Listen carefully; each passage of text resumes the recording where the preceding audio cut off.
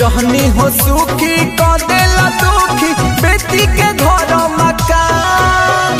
रहनी हो सुखी कदेला दुखी बेटी के घर मकान।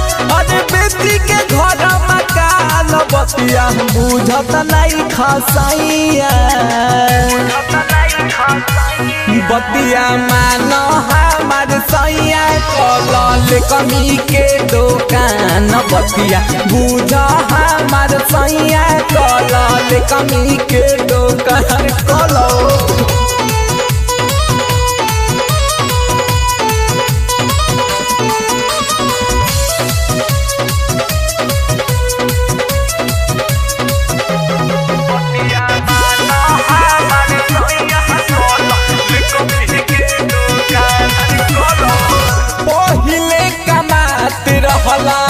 झड़िया में नोट हो अब नहीं के खाए के झड़िया में नोट हो।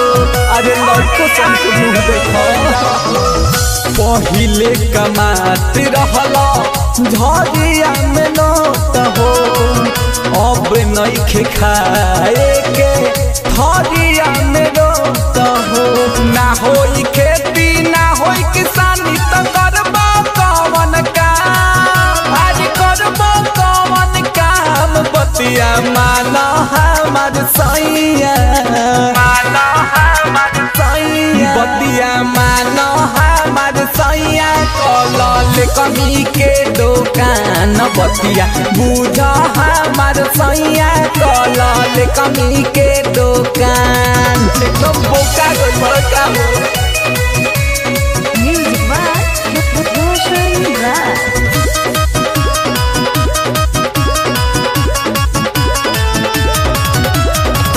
राइटर कुनाल देखो बाढ़ के तना माजा में रोशन धके सुते में हरी के पाजा में। अरे